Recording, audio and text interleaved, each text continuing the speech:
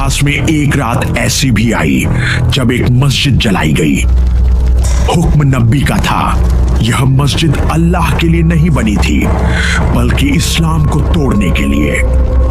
लेकिन वजह चौंका देगी।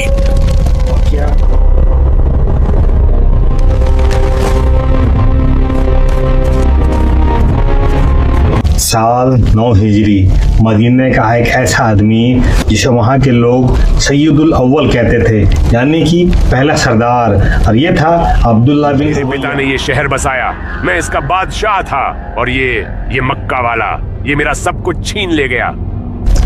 लेकिन 8 साल पहले जब पैगंबर मोहम्मद सल्लल्लाहु ताला अलैहि वसल्लम मदीने की तरफ आए, उस वक्त उसकी किस्मत बदल गई। एक वक्त में वो बादशाह बनने वाला था, लेकिन नबी के आने के बाद में वो बस एक आम मुसलमान ही बनकर रह गया। यही बात उसके दिल में आग लगा गई। जो इज्जत मेरी थी वो अब किसी और को मिल रही है, और ये अंदर मुझे जला रही है।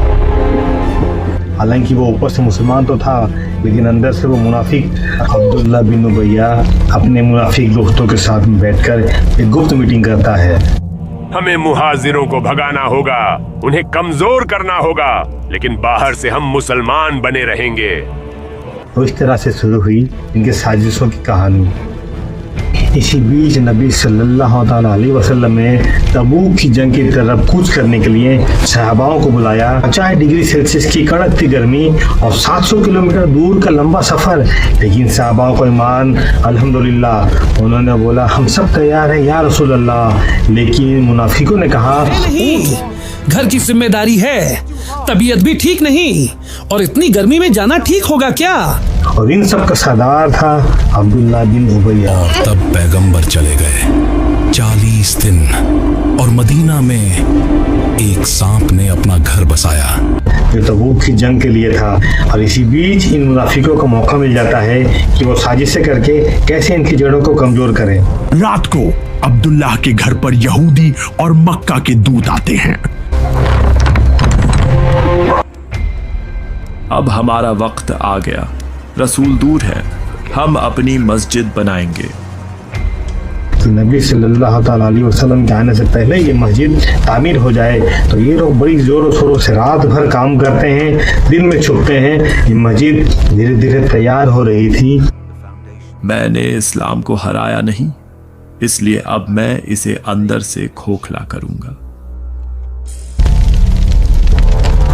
इस मस्जिद में इन्होंने एक गुप्त कमरा बनवाया जिसमें ये लोग हथियार रख सके, और फिर एक बड़ी सी सुरंग भी बनाई जहां से ये यहूदी कबीलों के साथ में जाकर मिल सके। और फिर मस्जिद के बाहर एक दीवार थी जिसमें इन्होंने लिख दिया था मक्का की राह। और जो लोग भी इनसे पूछते कि तुम ये क्या करवा रहे हो, वो बोलते ये तो अल्लाह की राह में हम मस्जिद बना रहे हैं। इस तरह से वो वहाँ पर रह चुके मुसलमानों को भी बरगला रहे थे।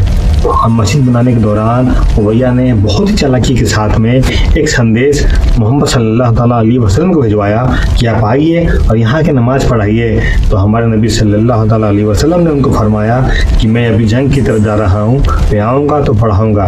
नबी सल्लल्लाहु अलैहि वसल्लम तबूक की जंग से फिर चुके हैं, वो अपने घर पे आराम कर रहे हैं। इसी बीच रात के 3 बजे के आसपास एक बड़ी रोशनी होती है और जिब्रील अलैहिस्सलाम उतरते हैं। या रसूलुल्लाह, जो कुछ छुपाया गया था अल्लाह ने सब खोल दिया है।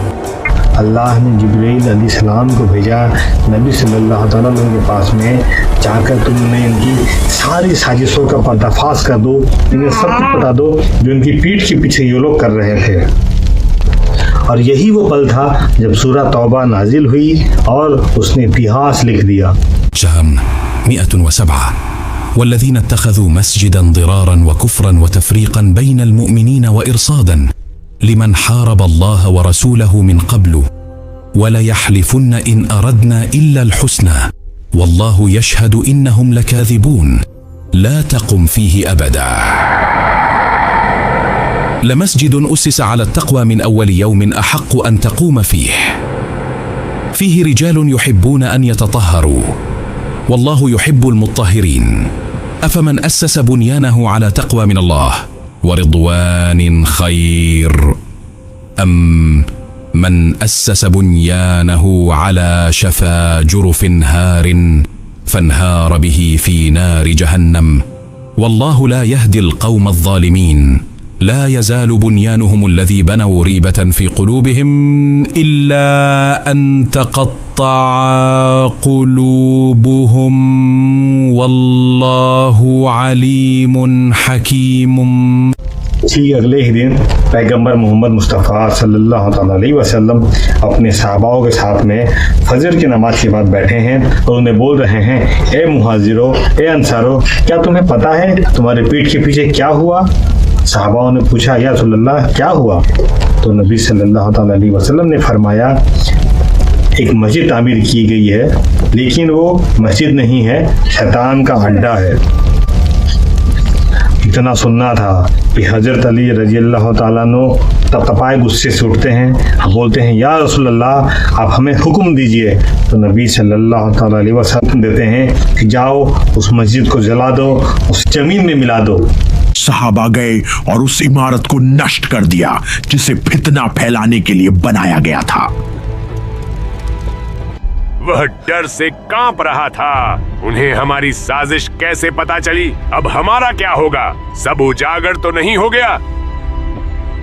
और फिर उसके बाद नबी सल्लल्लाहु अलैहि वसल्लम ने मस्जिद में आकर मिंबर पर खड़ा होकर कुछ लोगों को नाम ले लेकर मुनाफिक बोलकर उन्हें मस्जिदों से निकाल दिया।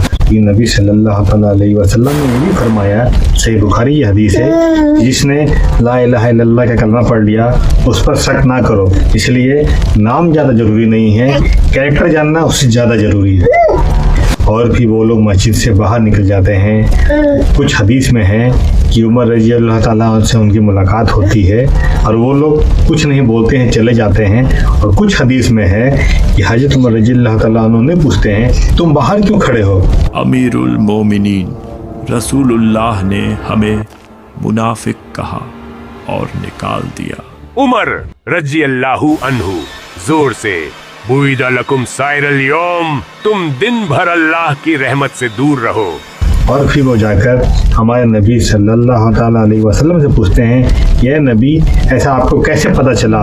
तो नबी सल्लल्लाहु अलैहि वसल्लम ने उनको बताया, मुझे अल्लाह की तरफ से संदेश आया था और फिर जो मुनाफिक आते हैं उनके साथ में शैतान आता है, तो मैं उन्हें देख कर पहचान लेता हूँ कि कौन मुनाफिक है। घटना के बाद फितना कम होने लगा, विरोधी डर गए, गुस्सा भी है, उदासी भी है और समझ नहीं पा रहे क्या करें। यहाँ पर एक बात ये भी जाहिर होती है कि नबी सल्लल्लाहु अलैहि वसल्लम को गैब का इल्म था, वरना वो इंसान को देखकर उसके पीछे की मुनाफिकान हरकत को वो कैसे पहचान पाते हैं।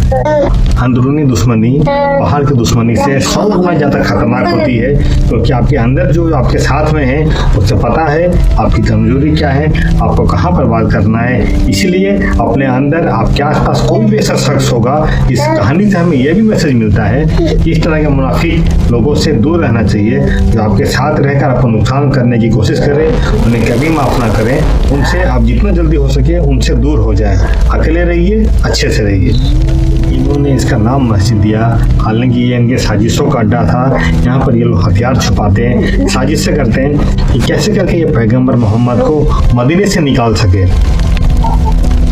मस्जिद जल जाने के 2 साल के बाद अब्दुल्ला बिन उबैया मर जाता है, लेकिन नबी सल्लल्लाहु अलैहि वसल्लम उसके जनाजे की नमाज नहीं पढ़ते हैं। और वहीं उसके 3 साथी जो मुनाफिक थे, कुछ लोग कलमा पढ़कर इधर रह जाते हैं, कुछ मक्के की जानिब भाग जाते हैं। इस तरह से मक्के की गंदगी साफ हो गई। अब अंदर में इनका कोई दुश्मन नहीं था। इस तरह से इस्लाम मजबूत हुआ और फैलता गया।